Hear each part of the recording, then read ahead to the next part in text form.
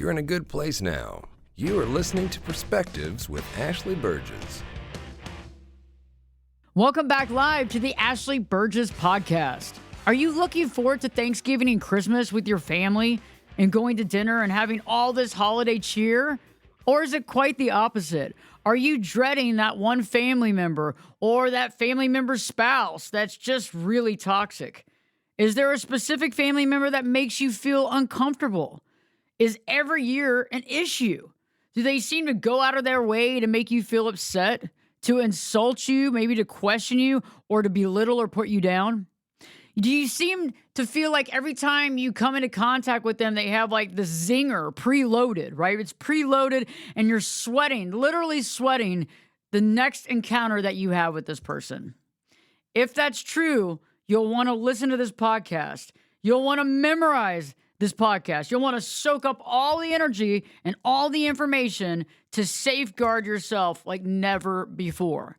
It's time to take your holiday back. It's time to enjoy the people you want to be around and to ice out the ones that you don't.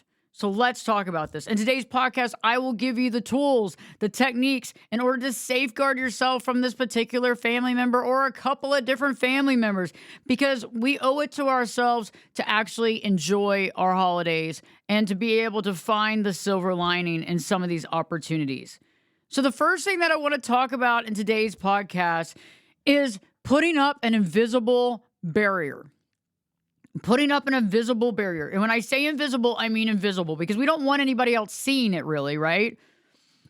We don't want anybody else seeing it and understanding what we're doing.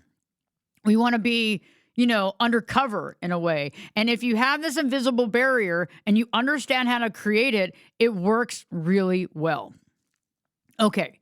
So the invisible barrier is what I call the yellow rock. We've all heard about gray rocking, where we say very little because we don't want the narcissist to take advantage of what we say. We don't bring up things from our past that upset us. We don't bring up current things that are really challenging for us. But that's fine. But you can see black rock kind of activity from a mile away. I mean, you kind of look like, kind of upset, kind of, you just look really, I'm up for anything. Don't try to mess with me. We don't want to look like that and act like that during the holiday season, especially with other people around that we actually care about. So we don't want to go in with that energy. We want to go in with more lucid, kind of cool energy. And that's what I call yellow rock. So yellow rock means you're being yourself. You're all around fun. You're a good person, but you're cordial to everybody. You're cordial. You're nice. But remember, yellow rock means the less words, the better. You don't need to have a lot of words and things. You don't need to talk about a lot of things. Less is better, right? X-nay on the personal stuff, okay? Don't talk about the personal stuff. You don't need to bring up your personal stuff. Heck, it's Thanksgiving dinner or it's Christmas dinner. You don't need to bring it up, right? We don't need to. We're here to celebrate that type of event right now, and that's what we're here for. So I really want you to not respond to like a lot of personal questions. If somebody does, remember, we can turn the focus back to them. So if that person that triggers us, and we know if we say something that's going on about our personal life, they're going to use it against us. They're going to tell all the other family, all that kind of stuff. Okay, if that's happening, remember, you can just turn the focus back over to them.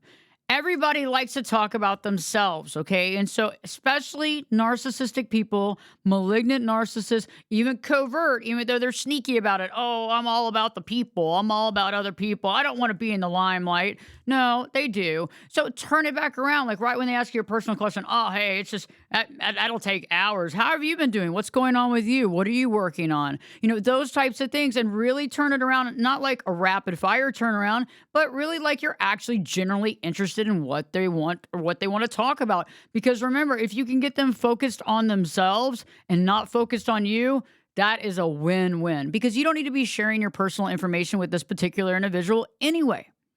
The next thing that I advocate, and I want you to remember, first off, that the concept of the trigger is a bad word. To be triggered sucks.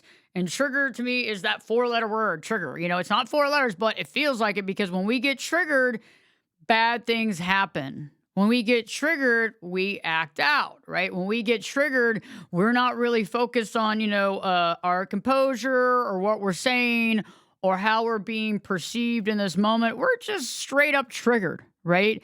And we're responding in that matter. So don't let them trigger you. And I know you might say, oh, well, that's easier said than done, Ashley. And I get that, but there's some ways of being sure that there's less of a chance to be triggered. And one of those ways is don't drink. Just don't. Okay. Another is like no drugs. Like, you don't need to do that. Like no drugs, no alcohol. Get some sleep before you get there. Like sleep that night before. Like make sure that you're well rested. You're in the right frame of mind. Okay. Because if you're not, you are definitely more susceptible to somebody triggering you. Because remember, if you don't have control of your faculties, if you've had a few to drink and you're kind of tipsy, you're not able to safeguard yourself because you don't have all your faculties, okay? That's one of the main things to really remember here. This is very important. So don't let them trigger you. So remember, no alcohol, no drugs, get some sleep before. And, I really advocate for a really clean life anyway, because I think that, it's really important to have a clean life.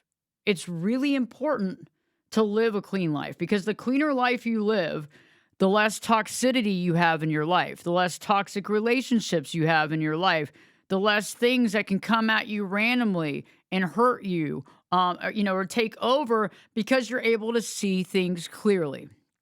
Most toxic relationships, it's two people normally having issues with each other, but also there's also this personal stuff in the background that's allowing them to be more triggered. And that's something that I want you to think about. So be prepared. So when you are clear-headed, you are more prepared for them to launch their grenade. Okay? Let them launch it.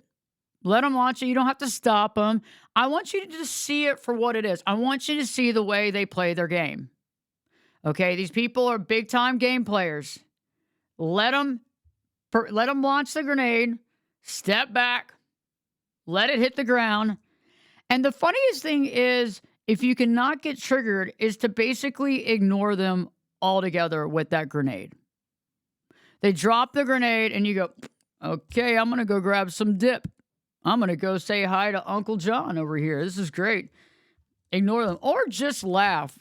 Just laugh as if this is a funny joke. Now, I'm not saying about over-the-top, crazy, heckling, laughing like some deranged person, okay? But just like a quick laugh and, hey, that's funny, and just walk on by or talk to someone else or engage another person in a conversation. This person will stop, okay? And also, when you allow that grenade to get launched and other people are there, most people start picking up on it.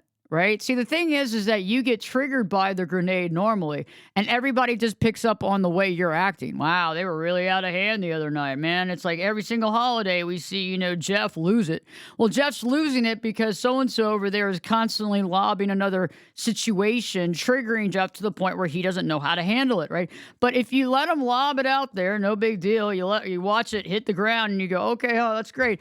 And literally engage with other people, all of a sudden, the stuff that they're doing is seen by other people. And that's where we begin to end this stuff, because they've been doing it kind of behind closed doors where they say something like angry and mean or insidious, and they go, and then you go, I can't believe this, and you lose it, and everybody looks at you like you're the ass, when in general, they never see the situation of what happened. So if you let them lob out that little issue, you throw it out there, you laugh, you bring other people in, you talk, you actually ignore it. All of a sudden, people begin to kind of look at that person in a different light, and they begin to analyze situations more than ever because you're no longer being triggered by it. And it seems very out of place, right? Everybody's having a good time or enjoying, each other's company. But this person seems to be saying some really odd things. Now, this is something that seems quite easy, I'm sure. But it's something that many of you forget, especially when everything's happening and you're trying to fit in and you're trying to be aware of that person and you're trying not to get triggered and you're not drinking and all that stuff. You're thinking about all these different things. I need you to remember never to sit next to them. Never choose to sit next to this person that triggers you. Don't. Because remember, that's perfect for them because they can whisper in your ear. They can make comments, all this stuff kind of shrouded in darkness where other people can't see it. You want it to be like they have to literally yell across the table to make a comment to you, okay? And I advise that. So if they try to sit next to you, just get up. Just get up. Move around. Or if you have a person in the family dynamic that you trust, have them run interference. Quietly tell them prior to the event, hey, I don't want to sit next to so-and-so. This doesn't work for me. You know, I don't like to hear whatever the zingers or the triggers or the politics or whatever. I don't want to deal with it. This is not what I want to deal with at this dinner. Okay? So have that trusted person run interference. If you have no allies, okay, and that's tough, just get up a lot, stand a lot, move around a lot. Engage with other people a lot in the family dynamic. Talk to others. Get up. Take a bathroom break. Grab some water. Whatever it is that you need to do. Take a phone call. Whatever you need to do to get up and move around. And, most people during these times, they'll move around. And if not, and you're having to sit next to them, just pivot your chair. Don't really pay attention to them. If they're talking, don't really listen to them. Don't give them any satisfaction, right? Don't give them any satisfaction. This is a big deal. Don't give them any more energy than you need to. Remember, the more energy you give them, the more they thrive off this because they thrive off this energy.